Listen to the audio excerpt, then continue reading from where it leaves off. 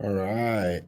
Hello and welcome to our very first Membership Monday. Hello and welcome to the background. There we go. All right. Welcome. My name is Ben Sadegapur. Most people online know me as Nahamsek. I also have my amazing co-host Ari. I'll let you do your own introduction, Ari. real quick. Hello everyone. My name is Ariel, ARL Rose, or something like that. Whatever. Welcome everyone. Ari, we're gonna have 4 amazing guests. We're going to be doing this every week. You and I are going to be hosting this, either myself or you'll be the host every time we go live. One of us is going to always be here to get used to our faces. It's not going to go away, probably. We're going to try and do these together once in a while, but because we also have work and we have other duties at work, we're going to have to go flip flop. But we'll be here every week. I think we're doing 7 more of these in the next few weeks. I think, 7 or 8. I'm So excited about this. We're going to go strong all the way through the year, right before the hacky holidays come up. But enough about you and I. I think people have seen us already. They're sick of our faces. Let's bring on our guest, starting with Mayo. How you doing, man? Doing well. How's everybody doing out there? Let's add Serafina. Hey, how's it going? Hello. And of course, last but not least, Eugene, aka spaceraccoon. Hey everyone. How you guys doing? How's everyone doing tonight? Doing great. Tonight, I feel like we're in so many different time zones Good right now. morning. Good morning, good evening, good afternoon. Thank you for joining us.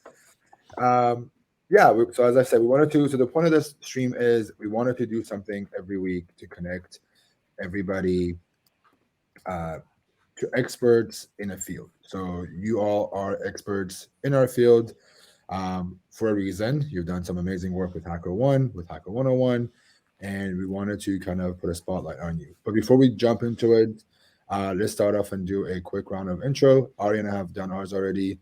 John, let's start off with you and go down the list. Yeah, my name is John Colston. I go under the handle Mayonnaise or My Own Eyes. I've been hacking for about 3 years now, and has become an obsession, and enjoy every second of it. Hi, I'm Eugene, and I go by spaceraccoon online, and I've been hacking also for about 2.5 years now, and I currently work in cybersecurity, especially application security and vulnerability research. I'm Corbin. I go by CDL on HackerOne and on other places. I've been doing bug bounties since 2016, and yeah, I'm currently a senior at Dakota State University, and I'll be done this fall. Congrats. And I'm Sarah, mostly known as Daeken online. I currently am at Amazon working as a security engineer there. I've been hacking for just shy of 20 years now, and doing bug bounty for 10 of those. So yeah. Well, speaking of bug bounty, I think I've asked this question from a bunch of you all, all the interviews. The first question: how did you all hear about bug bounty? You want me to start, Ben? Go for it. Yeah, so I 2017, 18, in that time period, had been just hearing the noise on different radio programs and documentaries on television about the industry, the Hack for Good movement. And it was a very interesting idea and topic, which I, wouldn't miss an episode if I could. And anyways, certain things came up in my career. I was working on a business. We were going to go through a pause, and I needed some outlet to freelance in, and I decided to try to go down the hacking route, and never regret it for a second. Nice, very cool. What about you, Eugene? So I'm from Singapore, and back then I think Singapore, the government actually had a government bug bounty program, and so they got a bunch of local communities and groups to kind of recruit people. And I've never really done any hacking before, but I thought, this was something that looked interesting. I did web dev, so why not try it out? And my first experience with the bug bounty was that I just got one duplicate, but no bugs, but I was hooked, and it just kept going from there. The duplicate didn't scare you off. No, actually, because I was so close, right? So I was like, yeah, I was, I think I was kind of like most people, I got my first bug and I was dreaming all night about how much it was going to do with that hundreds of dollars. And the next thing you know, in the morning, it's like, sorry, it's a duplicate, right? So it's a common experience. There's a term for that. I think it's called the bug bounty hunter's high. When you find your bug and you get that, like, oh my god, I wonder how much you're gonna pay me for this thing. Yep. Very cool. What about you, Corbin? So I think I was a junior and senior in high school, and I had heard about hacking a few years before and just started learning. I had no idea that like you could actually hack legally, or that was even like a career field. So I think I saw a tweet from someone tweeting about a bounty. I was like, "What's this?" And I was like, "Whoa, you can get paid to do this legally!" And so, yeah, I signed up for HackerOne, and it spent about 10 months submitting duplicates. And then I finally got my first bounty, and then ever since, then I've been hooked. I'm seeing a pattern here with the duplicates. John, was your first bug also a duplicate? I think I was not. It was about the third or fourth before I got a duplicate, but yes. You got like it's definitely a gut punch when you get it. Yeah, way to rub it in. So what about you? I started out in bug bounty in kind of a weird way. So I was a security consultant back in like 2010, 2011.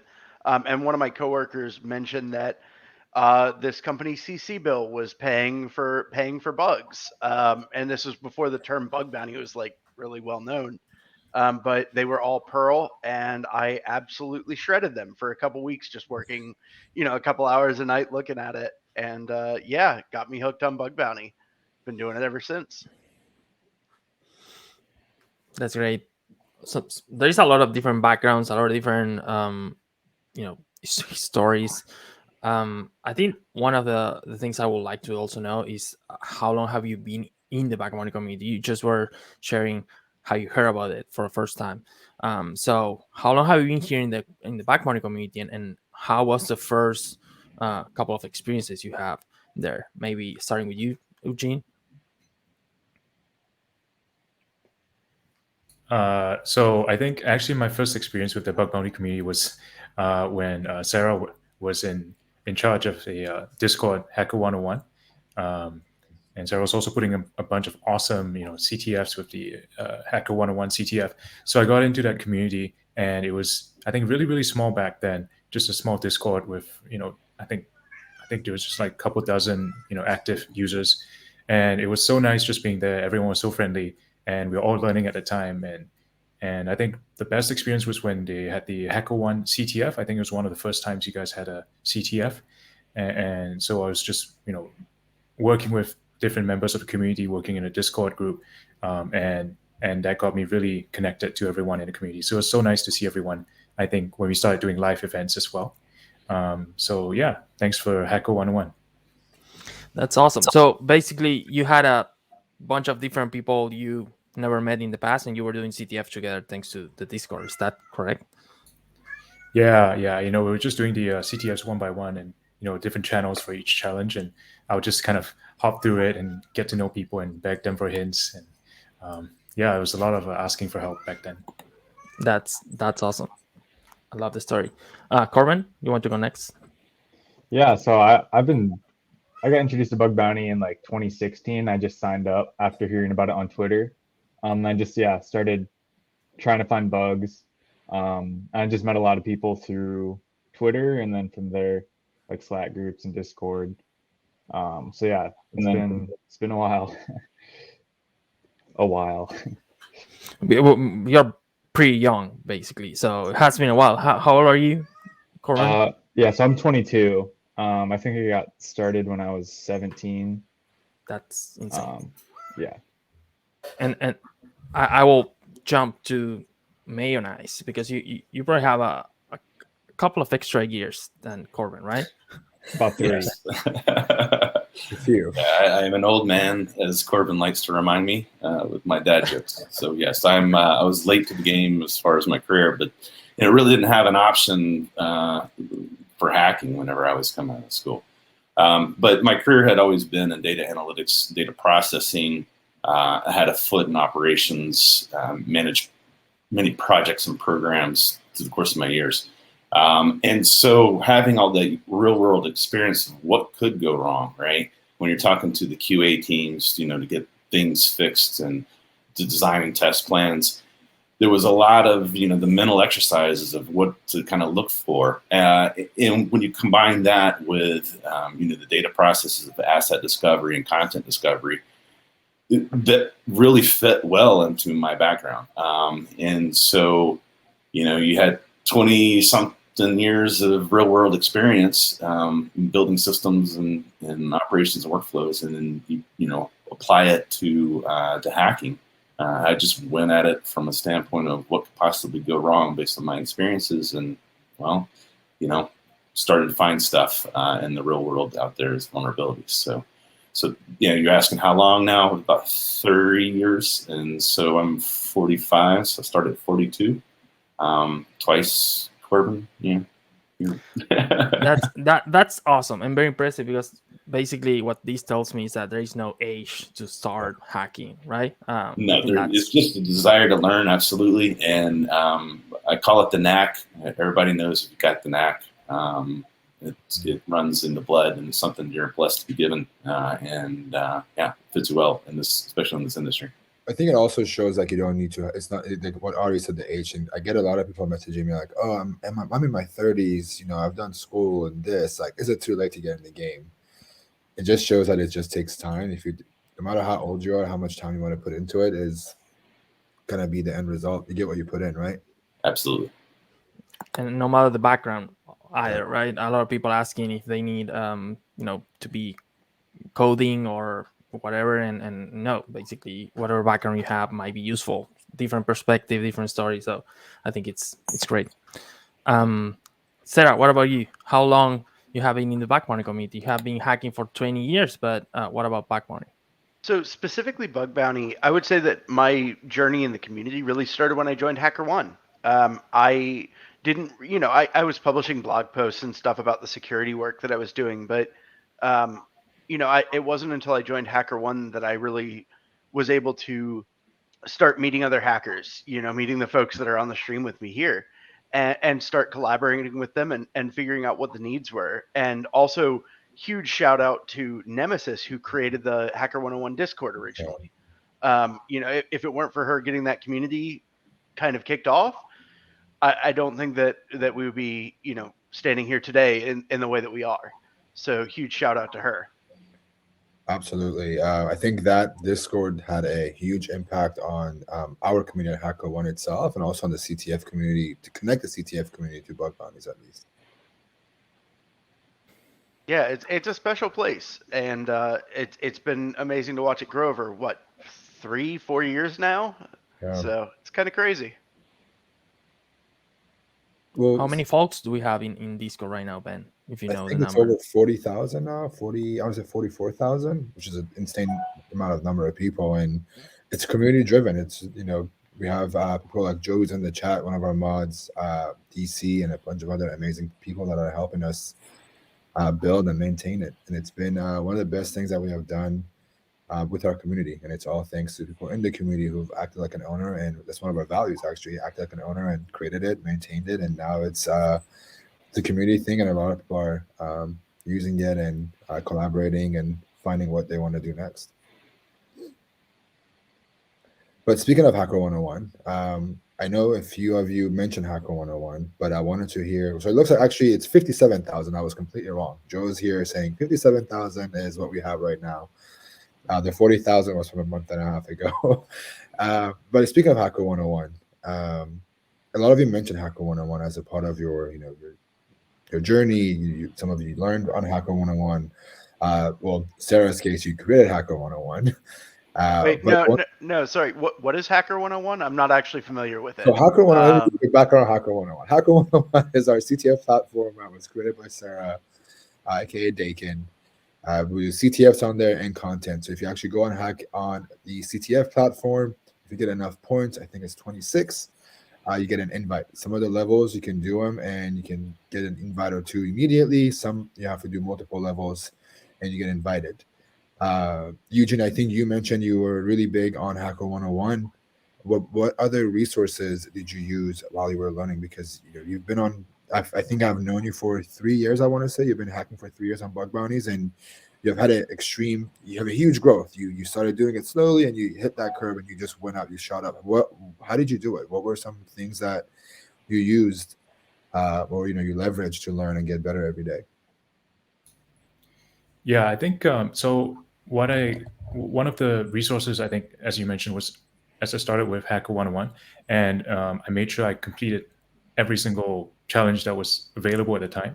I don't think it's very possible nowadays. They got so many challenges, but I think so. What happened was that after the first government bug bounty program, I realized I needed to do a lot more work, and I decided to just sit down, complete every challenge, try to knock it out of the park.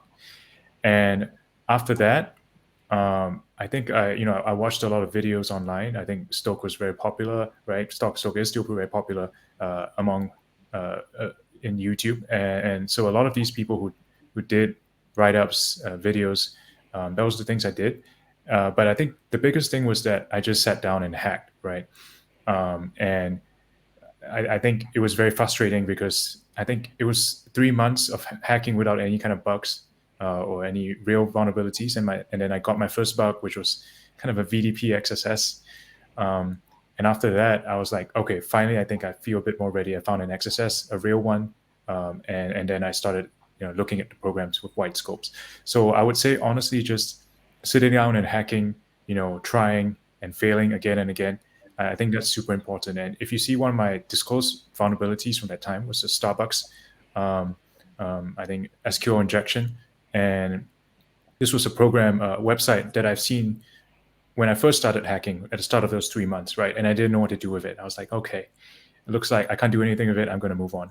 And then 3 months after just sitting down and trying to hack other websites, I went back to that page. I was like, wait, this is an SQL injection, right? And then I managed to get that crit. So it was still waiting for me after 3 months. But that 3 months of just hacking and not finding anything made the difference. So that's something very important, I think. Just keep at it. What about you, Mayo? What are some of the resources you use in the past few years? Yeah, I mean, there's so many things that are online, courses. To Space Raccoon's comment, right? I'm a high believer of getting out there and actually hacking and getting real world experience. And there are many, many times where I find something that seems very interesting. I have no idea what to do with it. I don't necessarily spin my wheels too much at that point in time, but I do layer it into my research of like what I can do to exploit a weakness. That's my approach has always been learn as you go, right? You got to start somewhere, just jump in and run. And that's mainly what I've done. Yeah, there's a lot of great capture the flags that are out there. Hacker 101 is a prime example of that. Port Swigger, they've got a great one as well. But yeah, for me, I'm like, I want real world. And then a great example is if you can find something that, looks like indication of a certain type of bug, then go to the capture the flags. You can't make it work on the servers you found. Go and try something on capture the flags where they give hints, and maybe you learn something that you can then apply. I'd like to work in tandem.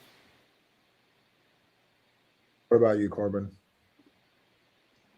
Yeah, so for resources wise, like there's so many out there now to learn from. I remember when I was getting started, not in bounties, but when I was interested in hacking and trying to like figure out what it even was, I read a lot of just blog posts and watched a lot of YouTube videos and people running like SQL map and like Metasploit with it's like really old crappy techno music. But yeah, I agree with what John was saying about I'm a big believer in learning by doing as well. I learned a lot just by trying to hack things and even working with others. I think that there's a lot of good by reading and obviously trying to have a foundation. But learning by doing is I think one of the best ways to learn and to own your skills. And then working with other people, everyone has their own skill set. So there's a lot of bits and pieces you can contribute and also pick up on from others. What about you, Sarah? So, kind of similar. I go try to just do it, and go into it and try to independently rediscover things. So a good example is before I knew what cross-site scripting was, I had already figured that out. I discovered that vulnerability on my own.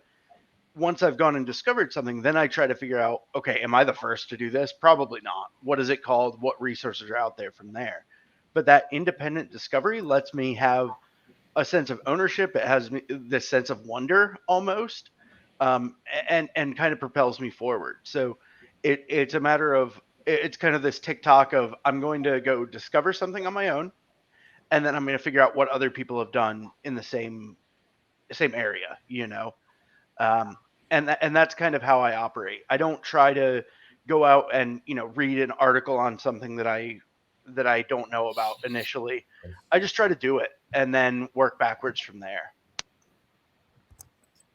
Yeah, I mean, the combination of learning things in theory, like watching videos, reading about doing CTFs, and then actually going and doing that thing, and also the independent study that you just mentioned, Sarah, is incredible. Just you can't just do one. It's cool to know what XSS is in theory, but can you identify? Do you know where to look for XSS? I think a lot of people don't know the context of where you find vulnerabilities because they haven't put in the time to go and look for them. Yeah, you can go and do, what is it, the damn vulnerable web app? It gives you a box. You have to do XSS. Yeah, you learn how to, how XSS works. But there's also the pattern recognition of these are the places that XSS is very common. This is where I would look for a SQL injection. This is where I would look for an IDOR. This is where I would look for SSR. All these different vuln types. And the more and more you do that, the more and more research you do it, whether it's doing it on your own, reading blog posts, doing CTFs, it's all good. But I think going back to you guys' point, it's better when you actually do these works and you go and do bug bounty, you go and do rule disclosure programs. I'm gonna get flamed for this one, but whatever program you get your hands on, it's still better than not doing it at all, right? I would also add to that, not just where they happen in context, which is super valuable, but where it matters. A security vulnerability that just exists in a vacuum is pointless unless it has an actual impact to the business or to the users. It doesn't matter. It's not really a vulnerability. It's just a bug. So figuring out when it matters and being able to narrow in on those and really define your scope, not just the program scope, I think that's really important. And that's a thing that you just do by thinking about it and dealing with it in the real world. I think it's asking yourself, so what? Like, you have this bug, so what? Exactly. Yes. Ask that question 5 times and you can't, if you can't really answer what can you do with this? It's like a marketing side. Like, you have an RC on a marketing side that sits on a third party that no one ever has access to versus having an RC on a production side, right? Completely two different things. But I want to talk about these different techniques. As with bug bounties, it's not just knowing OWASP top 10. It's not just knowing XSS and IDOR and all these things. There's other techniques. There's things that you have to do. There's new research that comes out every year. There's new techniques of finding vulnerabilities that come out. How do you all stay up to date? How do you learn about new techniques? How do you practice them? How do you hear about them? Let's start with you, Sarah. What are some of the places you look for, and how do you practice these new things that you've learned? It's funny that you came to me first because I'm going to give the answer. I don't. I it's bad. I don't really, go out and hunt for the latest things. When I'm looking for vulnerabilities, like looking up specific things, it's because I'm seeing them. I'm seeing them in the real world. I'm seeing, okay, this site is using this technology that I'm not familiar with. I'm going to go look up CVEs for the, this weird ass database that they're using or whatever the case may be. Yeah. I don't really go out and, look at the latest research, or, take cache poisoning was around for a while, and talked about pretty heavily for a little while. I didn't know what the hell it was for like a year because it didn't come up for me. And that's not necessarily the best approach, but just to be honest, that's the approach I take. I mean, it is still kind of relatable just because you're not looking at, new techniques, but you're looking at the CVEs for it, right? If you don't know a new technology, you don't know how to, some programming language you've never done, you go and learn and see what you can do with that particular. What are some common vulnerabilities for that language, right? It's just the approach is different. But I'm curious to hear from the rest of you. What about you, Corbin? If you see something, new research, and you want to do similar ones, how do you do it? Yeah, so basically, I mean, majority of me seeing new stuff is probably either someone posting something in Slack or someone posting something on Twitter. And a lot of the times, if I like, for instance, I really like digging into like web applications that are like open source. So usually just like spin it up in Docker or find an Amazon image for it and just pull the source and start looking through it. I don't know. I'm kind of similar in the same way, where if someone really posts something, sometimes I really don't even look at it because I know that's what everyone else is looking at now, and I'd rather be the person posting that and I don't know, going to do that research on my own before everyone else has seen it as well. But yeah. Fair enough. What about you, Eugene? So I like to go, because I've never had any kind of cybersecurity background before I started hacking, and so I was really starting from scratch, and that's starting with the web applications. And so in terms of what I like to do, I like to move from platform to platform. So at first I started with web, and then I decided to get familiar with iOS and Android. And now this year, I really focused on desktop applications and doing more vulnerability research, which might not be as represented in bug bounty, but there are still opportunities for you to use that skill. So I like thinking of different platforms and learning from that. And in terms of research, I think so. So one good example I like to use is I think HTTP smuggling when James Kettle came out with that research, right? And it was very, I think it was great. It was a great presentation. But I think some hackers specifically really ran with it, right? They wrote tools for it. They built their own tool chains. Not everyone understood how to automate and exploit HTTP smuggling. So I think the important thing is that when research comes out like that, you also have to think about how you're going to apply it. What kind of tools you're going to write for it. And I think it's important to do this at scale because sometimes this research comes out, but it doesn't have the tools with it. And I think that's a good opportunity for people to, if they want to find a niche, that's a great way to find a niche. What about you, John? Yeah, similar to what's been mentioned. Most of my research comes from alerts on Twitter. Somebody says this is really cool, take a look at it, and then I'll go down and take a look and see what's behind the scenes there. So yeah, I use the community to kind of keep me abreast of what's new and changing. Similar to what Corbin and I think spaceraccoon was mentioning with open source, a lot of times, as a new bug comes out or there's a specific exploit that I want to try to understand, I'll go to GitHub and then kind of look through the code and see what it's doing, and then I do research that says, okay, if it follows this line, what else has come out since that application or that tool has been built?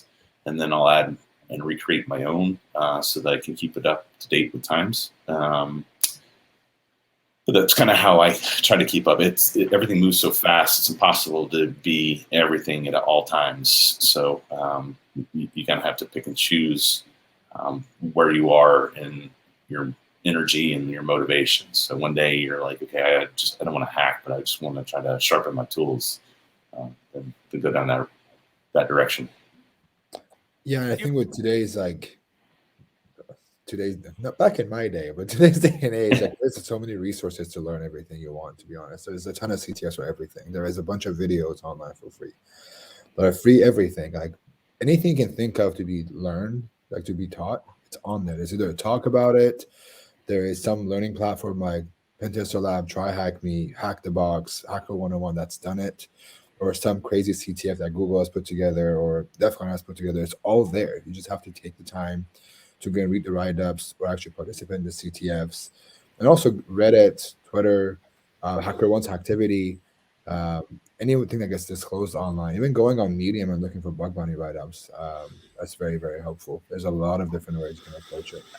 I'll also add one other thing, which is, if you hear about some new technique or some new bug that sounds interesting, instead of going and just reading the write-up first thing, try setting it up, in a vulnerable state if that's applicable, and try rediscovering it from scratch on your own.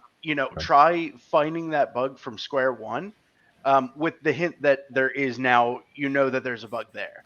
That way you kind of get that discovery. You might discover a new bug that is not the one that the write-up was actually going to be about. And that's actually gotten me several bounties in the past where I was just doing independent discovery. But then once you've done that independent research, you can then go read the write-up and make sure that you completely understand it and all that. And I find that helps kind of internalize those concepts as well. That's really, really good advice of like actually knowing what a vulnerability is, like reading the CVE pretty much without the POC, right? This is a vulnerability, reverse engineering and see if you can discover it. And if you can, just understanding how the exploit works. Why does that work? How does that work is a very, very big advantage of understanding, because it's not just about that vulnerability, right? Like this vulnerability may happen again and again in other software, other apps, other assets, whatever it is. So it's very, very good advice. I get from all stories, all backgrounds, that everyone spend a lot of time learning. I think that's also key to mention.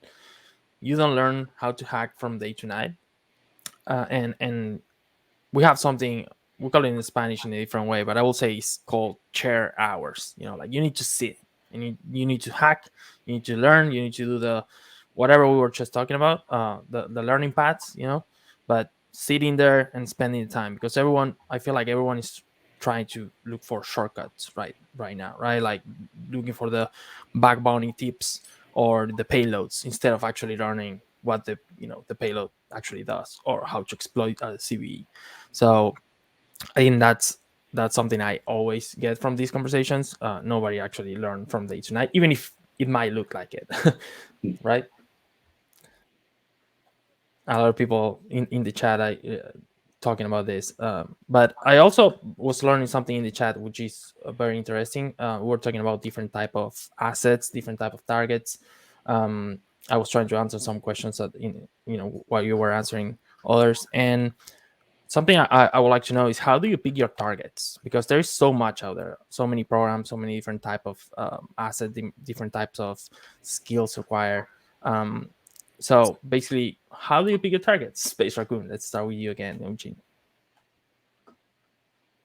So I think everyone has a different style of hacking, and for me, I really focus on single applications. So I try to look for applications with quite deep functionality. So at the very minimum, it has to have a login, and if even better, if it has both a mobile app and a web app. Those are the kind of applications that I like. And so look for a lot of functionality, a lot of opportunities for devs to make mistakes. And I really like multi-account applications as well, just to test cross account access control, stuff like that. So for me, I do a lot of application-based hacking. I focus on deep apps, but I know there are people out there who do a lot of recon and wide scope, and so I think find your hacking style, something that you like to do, and find the right scope that matches that. That's great, and I will say that I also love those. Corbin, yeah, this is such a hard question because it kind of all depends on how I'm feeling that day.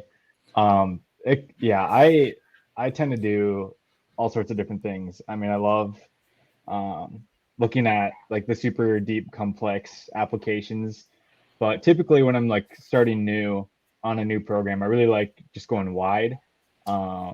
So I like finding I like doing my recon. I like trying to find really obscure services. I really like targeting Kubernetes ingress endpoints and like stuff like that, trying to just look at things that no one else has found yet. Or also trying to find really old like websites that, like, for instance, you can tell by looking at like, oh, it's running IIS 7.5 versus like something that's running something newer. I'll typically tend to look. So I just read something in the chat. It says, when Corbin feels lazy, he just finds an SSR. It's not wrong. But yeah, so yeah, it really depends how I'm feeling. Like some days I'm fired up and I really want to dig deep in that, like what spaceraccoon was talking about. But there's a lot of times where I'm lazy and it's like, okay, well, how can I come up with just some new recon technique that will let me find some really easy bugs that no one else is even, that I can just be like super lazy and just spray across a bunch of places, and that typically seems to work as well. So it really depends how I'm feeling. Like I go by like technologies.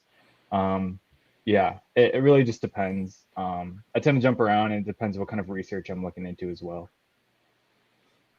That's great. I mean, not everyone has the chance to choose whatever they feel like, according to their mojo. Like I'm today I feel like I will start doing recon, and today I'm starting to doing web apps. That's amazing. I definitely cannot do that, but I love that you can actually.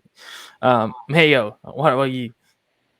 Yeah, I think that if there's any strength that I have is within asset discovery. So the programs that have the wildcards on the roots, that's an immediate interest for me. If I can get a leg up on finding that random host that's out there that hasn't been seen by other hackers, that's my technique. And then while I love to go deep into an application, I don't have the skill sets that CDL and spaceraccoon and probably Drake can have. That's one of my weaknesses. I can find some obvious stuff, right? And basic IDORs, and like, can I access somebody else's account that I shouldn't have access to? So yeah, I mean, a VDP that has a lot of back-end operational processes and a wildcard scope, that's going to be something that I'm interested in. Does that has anything to do with your background in data science and data analytics? Exactly. So yeah, I do a lot of data processing, probably more than I should, but I do a lot of data processing, and I've created my own tools that sit there and run cycles over and over and over again. Just set up some hosts in the cloud and let them do their thing, and then sit down in the morning and see what's come out of the hopper, and that kind of dictates my day. So that's awesome. You just woke up, get your coffee, and see what the your crazy IA. What new host do I have? What new 200s? What's going on in the world, and that kind of what Jarvis got for me. Are you kind of Iron Man right now? Like you have these smart IA doing hacking for you, and you just No, okay. No, I mean, I basically strung a bunch of tools together using Bash to write my own stuff. I'm not doing anything next level at all. I just have, trying to.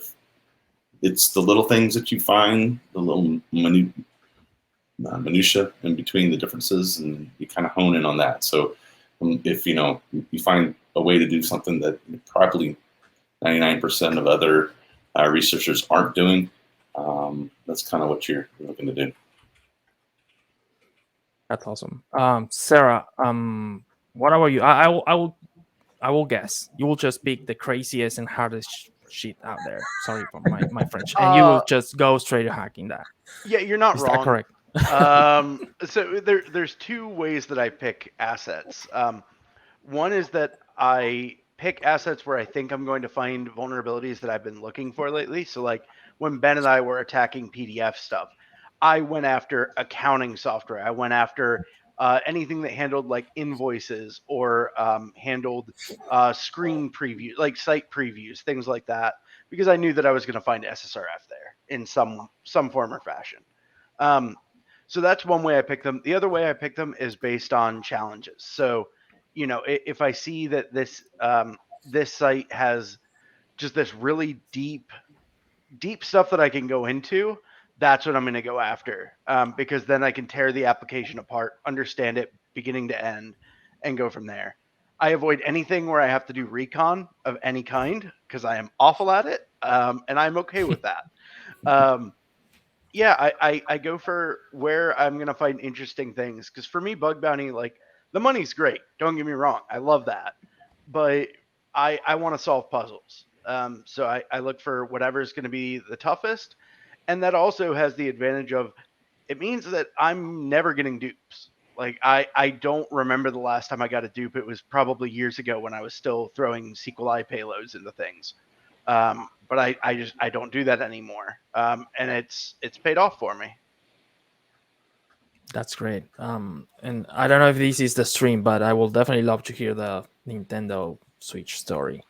Like how you actually started hacking that is something that And that is a long story. But yeah, the Switch was fun. we'll leave it like that. Yeah. And yeah, I'm just keep scrolling through the chat. I have a lot of things, a lot of people, chatting and asking a lot of great things. I don't think we'll be able to cover everything, but something out there in the chat was something I will also love to discuss, which is burnout, right?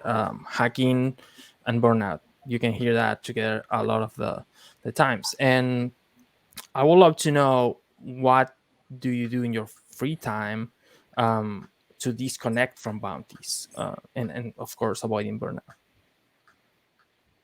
Let's start with Mayo. So I've kind of classified there's two types of burnouts. There's the burnout of the number of hours that you're spending on hacking, and then there is a second burnout, which is you're on the dupe train and you can't get off, and that the constant roller coaster of emotions from dupes that can make a difference. So if it's a number of hours thing, then I'm definitely trying to get outside. I'm trying to do something. Golf is my go-to. Try to get out on the lake a little bit, just reconnect with nature and get as far away from technology as possible. That helps out.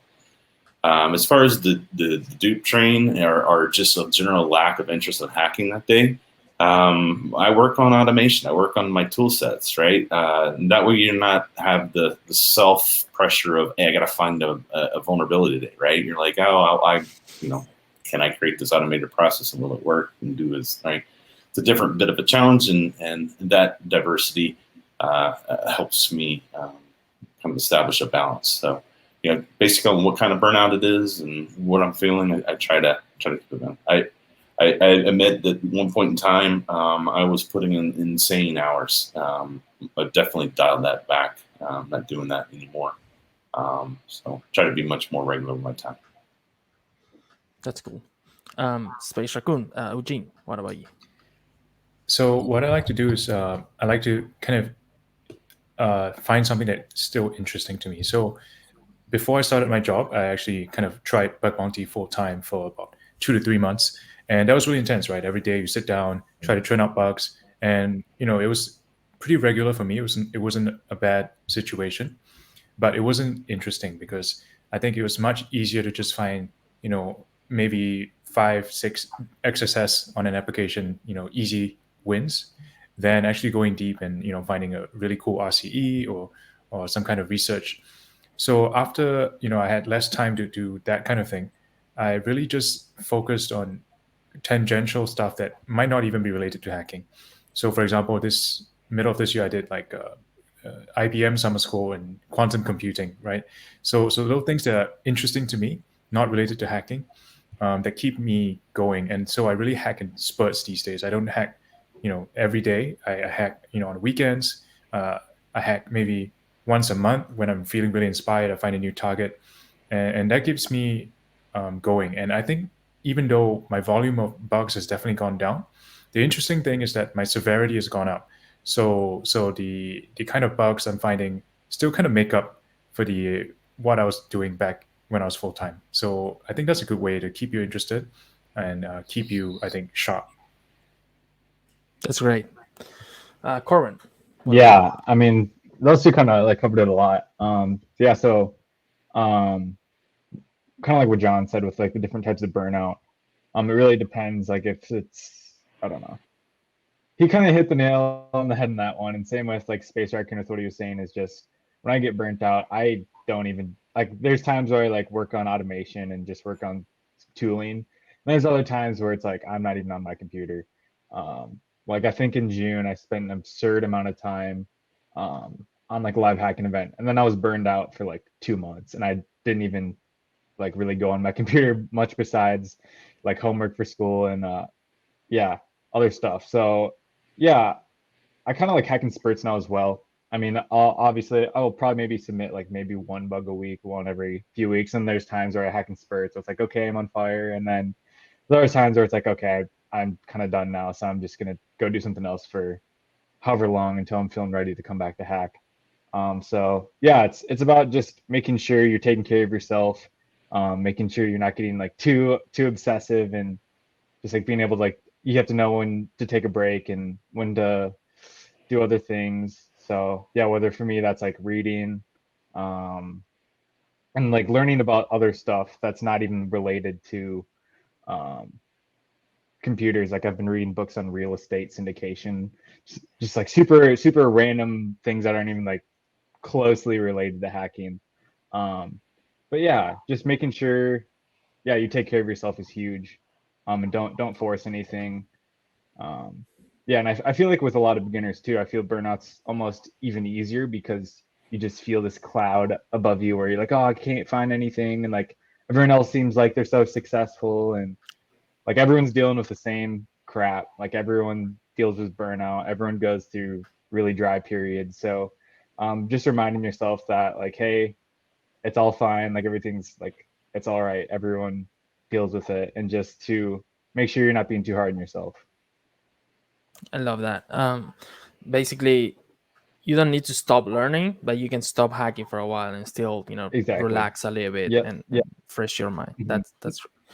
And I think it's Sarah? oh, Sorry. sorry. Go on. No, I was gonna say, yeah, like it's a big difference between like trying to force yourself to find vulnerabilities versus learning. Like I'm continuously learning and reading things, but it doesn't mean I need to go force myself to hack and expect results. And yeah, Yeah, there is a pressure with the hacking, right? Expecting the results or expecting the bounty, and then that also adds extra pressure. So absolutely. that's and now, Sarah, right now, yes, the same question for you. How do you avoid burnout, and what do you do in your free time?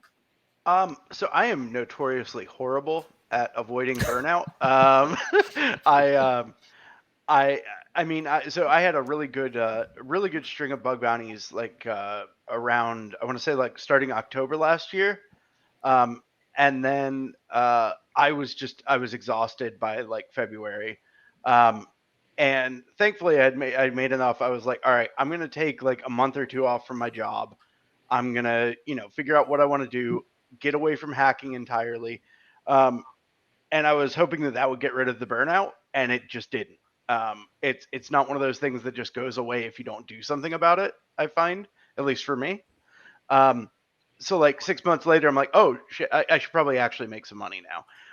So started hacking again, and it really came down to finding something that I was comfortable with and happy with to work on, where I knew that I was going to find success. For me, if I am constantly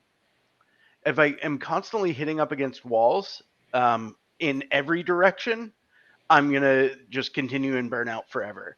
So figuring out places where I could get some wins, even if they weren't major ones, just like a little taste of a win was enough to kind of get me out of it. So I just started hacking on stuff that I knew, hacking on stuff that I knew that I left bugs on the table that just hadn't dealt with yet. And I knew nobody else had looked at it, and kind of went from there. And that really helped me get out of the burnout, and I'm finally kind of out of it now. But it was, a year of pushing through, and that's far from healthy. So I don't recommend that. I recommend just finding little wins, finding ways that you can succeed. It doesn't need to be a crit. It doesn't even need to be a bug. Just solving some puzzle for me is enough. So that's kind of how I deal with that. Also, therapy. That's good. Therapy is like for everybody. Seriously, just if you're not in therapy, do it. It's great. Talk to someone. Yeah, talking to someone definitely helps. And I think just finding things that help you disconnect. I've been just binge watching the crap out of stuff lately. I hate to admit this, but I had like a lot of time yesterday at the airport, and I think I watched the entire season 2 of like Lock and Key. I highly recommend it. It was really, really good. But I'm also curious to hear what kind of shows do you watch? Any like comic books do you read, or Do you watch any anime, or are you excited for any Marvel movies to come out?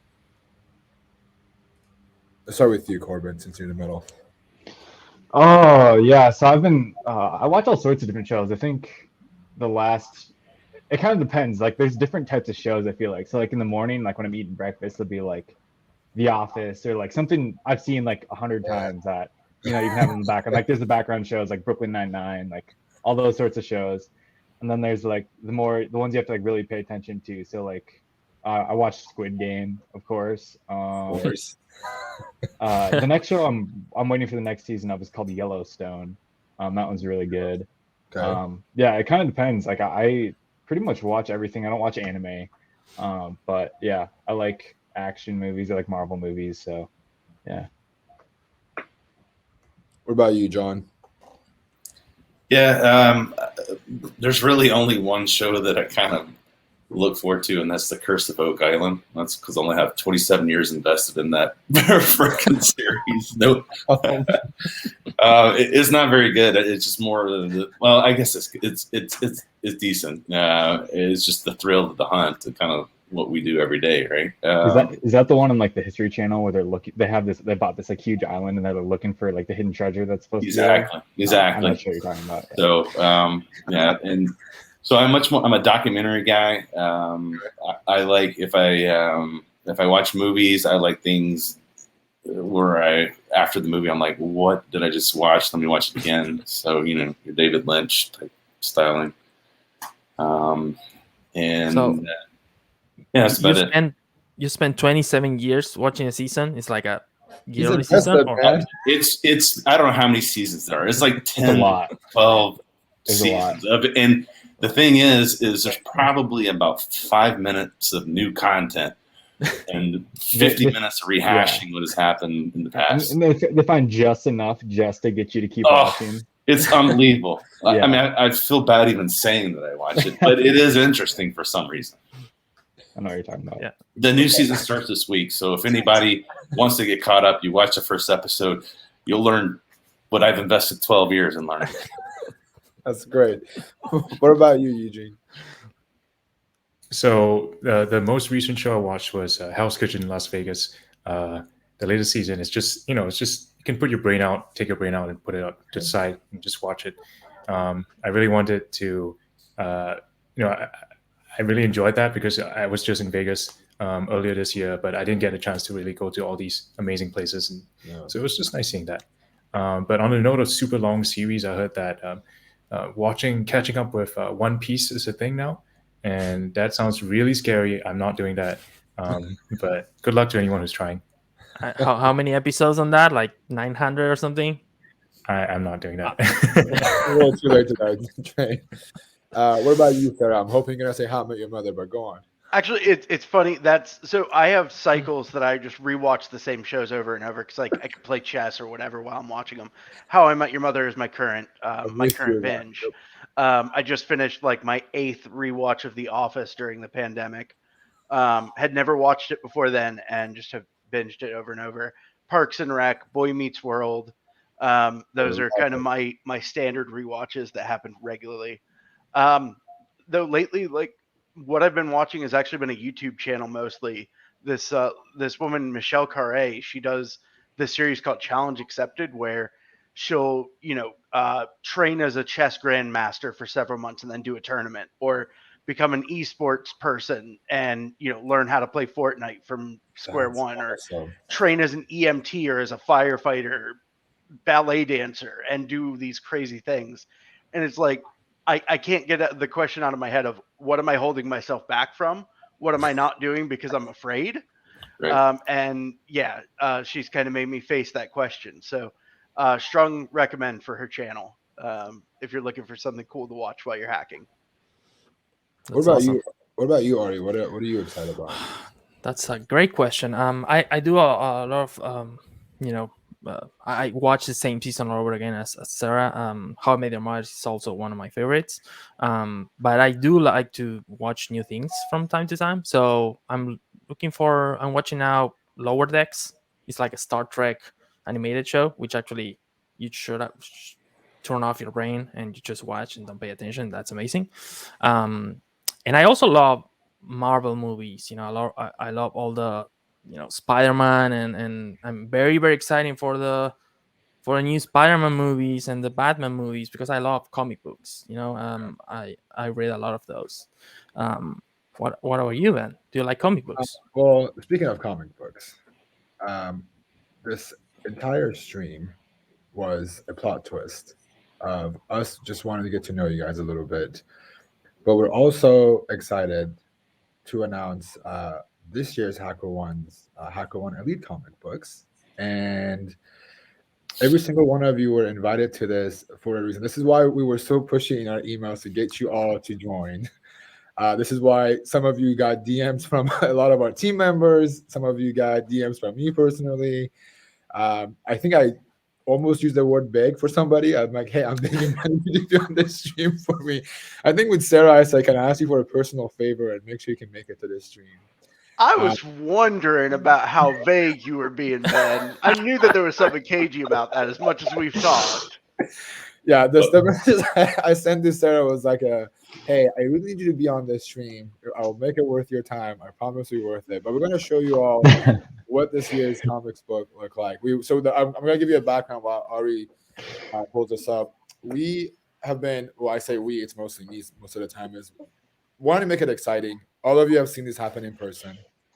And we want to make it exciting. We want to make sure you all have fun with this. And as that's exciting as it is when we do them in person every year in San Francisco.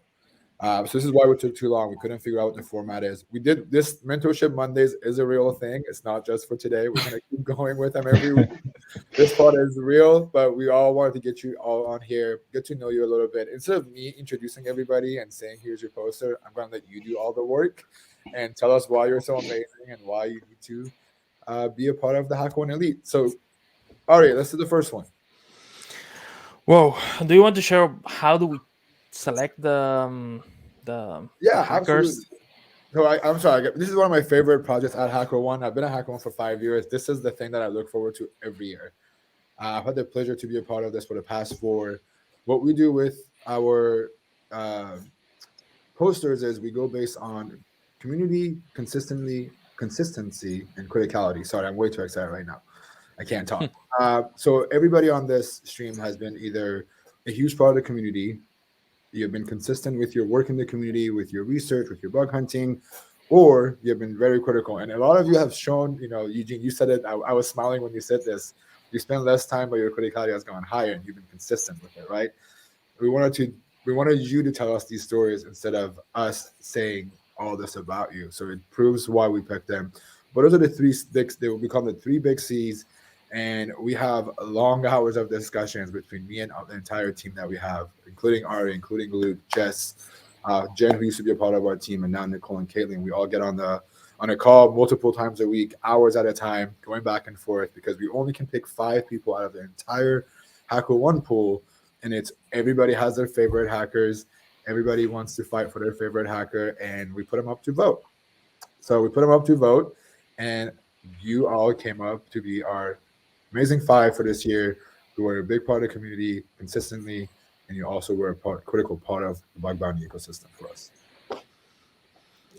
Exactly. So that's amazing, and I will also say that it's a very long creative process with the artist.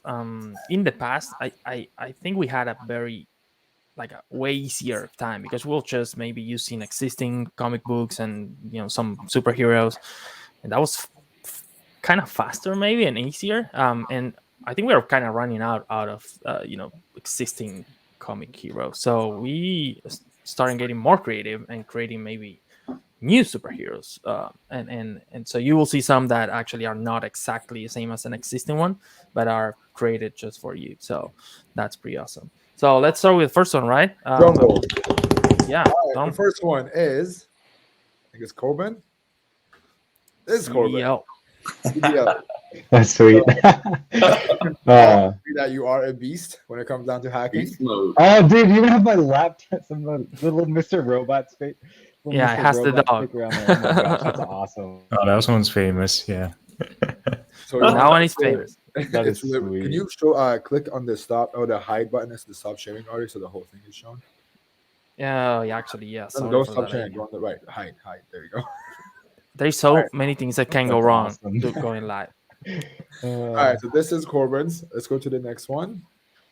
There's Next also one one. person missing on the stream. This person couldn't make it. So if you're watching this, you don't know you're on here, but I also begged you to be on here at some point. So we'll get to that one. I think it's our fifth person or fourth person. So we'll see. Next one. Daeken. Holy shit, that's so cool! So we wanted to do the, you like the VR stuff. I know you like your Nintendo Switch research that Ari was mentioning it somewhere in the background. You can see it. We had a few redesigns of this one. I think we had a complete different original idea for yours, but we had to kind of put it aside for another time. But we realized, like, kind of showing everything you have done. You can do everything pretty much. I've seen you do from mobile to hardware to desktop to anything. Like I said, if it's impossible, you accomplish it. So I think this is a good representation of what you have done with the community and everything that you're capable of. Holy crap, thank you. That's amazing. That's awesome, and I love the switch flying around there. It's pretty awesome. So All right, let's go. Next one. Mayo. All right, Mayo. We had to make sure because the world is in your hand. Data driven. What an honor, guys! This is everyone involved. This is ever since H1702 when I first realized this was even a thing. I'm like, it would be an honor, and it definitely feels like an honor. Thank you so much. This is I don't know if you could see the eye in the front and the in the forehead, and it's my own eyes. Yeah, we put a lot There's of a lot of here. a lot of thinking and that's amazing. What's also funny is all these posters I think have been posted in our office, and there's an ongoing, please do not take photos, please do not mention this to anybody. It's been in our office for months. Oh no. So if anybody would have gone to the office, they would have seen it. But let's do the next one. That's it. Look at that. Look at that in the chat. Mayonnaise is the Galactus in Marvel. And funny that they say that. Actually, that was one of the inspirations, which is like being bigger than planets and things like that. So I love that. It's amazing. The next one. I think the next person. We had to. That's so cute. Wow. I will say that this one was the easiest to one. actually choose the hero or the comic book character. You made it easy. You have your own character already. I feel like your avatar is already like cool enough. It's just a form of like making it official. And I see you have a lot of space on this side of your screen. So next time we have you on, you'll be just your giant avatar behind you. Oh my gosh, this is so cute. Thank you so much. Of course. All right, amazing. one more. Who's the last one? This person is unfortunately not here, but we're gonna show it anyways. Let's go. So, all right. So Inhibitor 181. I think it's not a surprise. Cosman has been killing it lately, and he's been going fast. He's done some incredible work. I think there was we pulled up an article when it said he went from 1 million to 2 million in under a year in bounty. So he is fast AF, and I think this just shows it. Catch him if you can. I don't think anyone's gonna be able to keep up with him anytime soon. But this is it. This is congratulations to all of you for being a part of H1 Elite this year. This is a photo. And that is actually the proof that we have those in the office. That's awesome. We actually had to ask for people to put some post-its on it, like, hey, don't take selfies here, or move the picture somewhere else, because these are the new comics and they are right there. That is sweet. It's right when you walk in, the right of the door, so you can when you walk in immediately, that's all you see on the side at our office. Yeah, this is so cool. I remember the first time I went to like H1702. I think I was like 18 or 19, and I didn't even. That's like that's like the first time I ever saw people got like comic book posters. And it's like, oh my gosh, what do I have to do to get one of those someday? So, yeah, it's a huge honor. I think that this is like the official time to be like, all right, I'm done. I've hit my peak. I don't need to do bug bounty anymore. Like I wanted one of these from the beginning. Yeah, so like, seriously. all right, If you need me, I'll be farming or something. I don't know. Yeah. Oh man. Well, we are a little bit over time, but what I'm going to say is you're all going to receive a printed version of it, frame and everything sent to you. I think Nicole, our producer in the background, she's going to reach out to you, and we're going to ship these out to you. We've been waiting. We were hoping that the pandemic's going to go away magically and we can do these in person. But given that we can't, I think this made up for it, and we're so happy to have you. Congratulations again, and thank you for your amazing work in the community. And I can't wait to see what you all do next. Absolutely. Thank you. Thank you, Ben. Thank Thank you. you, HackerOne. Awesome. Thank you, everyone. It is such an honor. Thank you for being here and spending an hour with us. This was a great start for a Mentorship Monday, right? Absolutely. All right, we gotta go do our outro. I'm late for a meeting by 11 minutes. You guys have a good day, good evening, good night, wherever you are. Let's do our outro really quick, but thank you again, everybody, and we'll talk to you all soon. Thank you. Thank you, everyone. Thank you, you. chat. Thanks.